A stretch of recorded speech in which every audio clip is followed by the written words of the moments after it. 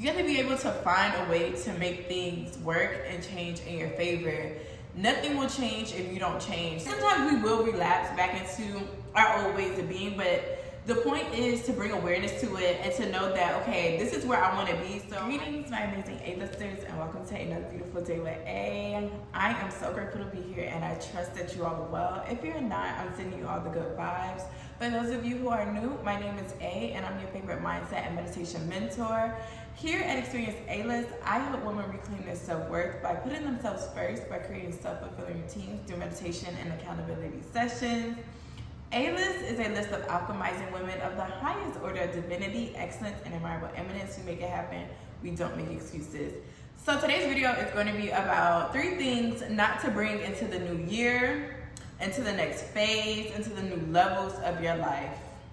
Okay, so our first point is going to be scarcity mindset. This is something that I feel like a lot of people struggle with, especially coming from traumatic backgrounds.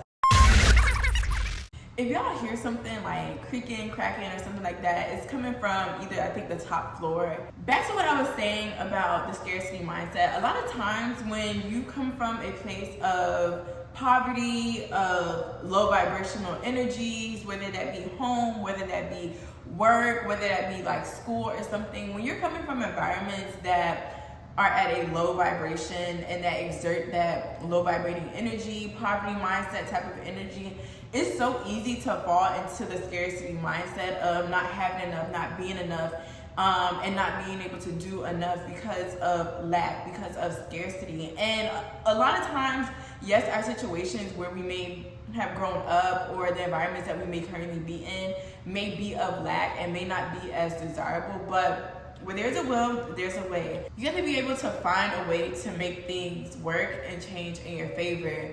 Nothing will change if you don't change. So that starts by taking small actionable steps to get you to where you need to be. Whether that's, okay, I need to read more. You may not have books. Okay, find a library close to you to learn information, to use a computer. Like, it's just certain things that you have to be able to push yourself out of the comfort zone to be able to get to a better place and to see the change that you seek. And to get out of that scarcity mindset, because it literally is really all in the mind. Things can change within 1 day or 2 days, an hour, a blink. Like, it doesn't even matter. Like, you have to be able to step outside of that scarcity and to see the abundance of life, to know that you're abundant, to affirm yourself. That's another thing. Affirmations, putting daily affirmations into your habits and lifestyle will eventually get you out of that scarcity, because you're going to be filling yourself with more positivity, with more conducive thoughts, things that are going to help aid you in your journey and your ascension rather than derail you and hinder you.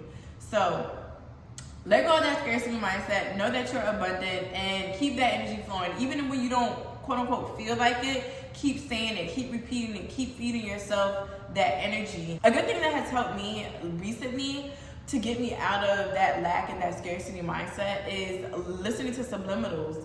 Like, that stuff literally helps. I'm gonna link my favorite YouTuber who does them, and I listen to her like just about every single day. And continuously hearing these things while you're sleeping, while you're working out, while you're cleaning, like anything, like just feeding your mindset those positive words of affirmation and knowing that you can and you will. So let's release that scarcity and let's get into our receiving of abundance. So this leads us into our next topic, which kind of just tied into our first one, and it's going to be release habits that hinder you. And easier said than done, but you know, it takes 21 days to form a habit. And within that 21 days, after 30 plus, 60, 90, it becomes your lifestyle. And I'm gonna give you a great example, because this is something that I am a walking testimony of right now. So July 1st, and I've said this in videos before, on July 1st, I committed to working out, moving my body intentionally for 5 days a week. I'm currently on week 27, day 1. So I actually just recently, a few weeks ago, probably like 3 weeks ago, I changed my workout regimen to strictly gym workouts. So instead of going 5 days, because I wasn't in the gym 5 days and working out completely 5 days, Either I was doing yoga, doing some type of movement, walking, going to my run club, but I wasn't in the gym every single day. So right now I have 4 days of strictly gym workouts. So between Sunday and Saturday, I have to pick 4 days where I need to be actively in the gym doing gym workouts. And I believe I'm on like week 4 right now.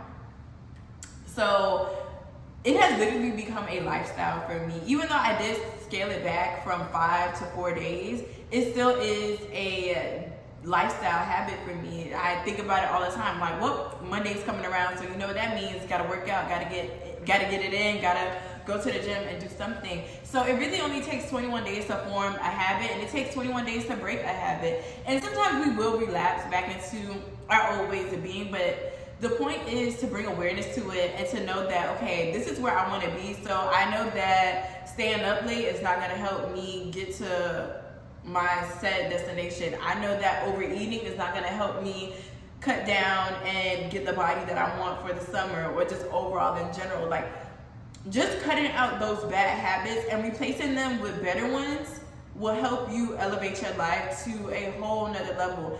When I started to incorporate reading into my lifestyle, it has helped me with my throat chakra. If you've been here for a while, you know I've said this before. I've had a very blocked throat chakra. And another thing that has helped me to become better at communicating in my own personal dialogue was reading out loud. And I actually have a friend who I recently just saw a few weeks ago who said that she took my advice to start reading out loud, and she's a content creator as well. And I've been seeing the difference in her dialogue and when she talks on her social media accounts now. So reading definitely does help unblock that throat chakra and help you to communicate better if that's something that you've been struggling with.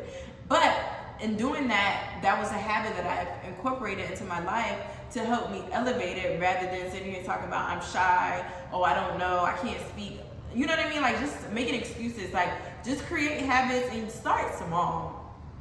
It all starts small. Now, when I started to do my workouts, I kind of just went in cold turkey, and not cold turkey, but what am I trying to say? I just went all in, and I haven't stopped. So some people, that can work for them, others they don't, but it just really starts with that one small habit and doing it every day in some way to stay consistent, to stay better, and to elevate your life.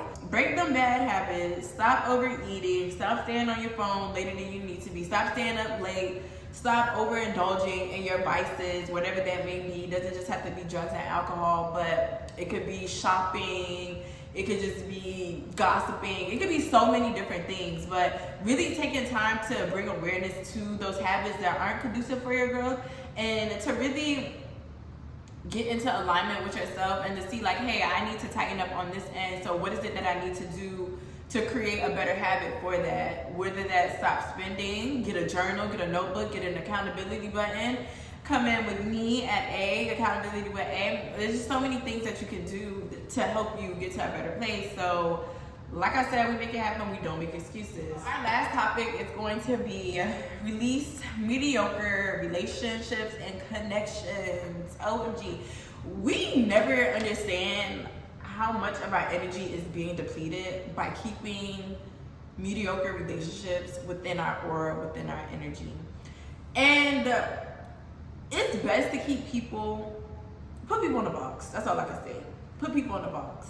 I'm not saying these mediocre relationships, you have to completely like cut them off, but you have to know when to use people and when to just leave them over there where they need to be. So what I mean by that is, say if we're gonna use romantic partnerships for an example, because it's just so much easier. Say you're talking to somebody and time has gone by, but you realize like the relationship is not really progressing to where it needs to be. It hasn't really made that that like adjustment. It hasn't really made that big, how do I say, impact in a positive way in your life. It's just mediocre, it's dull, you keep doing the same thing, keep talking about the same thing, not really going nowhere.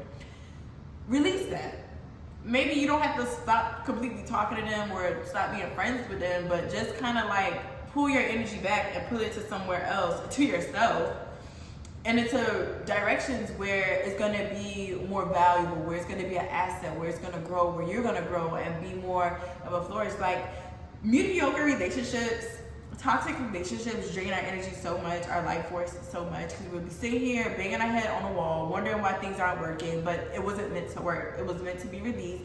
Put people where they need to be and continue to go on about your merry day. Because if you're a person who is ambitious and who has goals and has dreams, a lot of times those dreams and those goals, they don't get accomplished because you're stuck with mediocre people and connections that aren't helping you elevate. They're not putting you in the rooms that aren't feeding your spirit. You may be feeding their spirit, but that doesn't mean they're feeding your spirit. And then there, you're being depleted. There, you're being starved. So it's very important to know who is worth your time, your energy, the investment, and to know that quickly. Don't waste time. We don't really have a lot of time. And not saying that this is a race, but it's just like, especially when you're in your 20s, once you start getting into those late 20s, you realize how much time you have wasted on people, places, and situations that don't deserve the energy, the great energy, the rich energy that you possess. And you deplete yourself and become more poor when you're continuously spreading that energy out to people who aren't going to respect that, who aren't going to reflect that, and who aren't going to multiply that energy.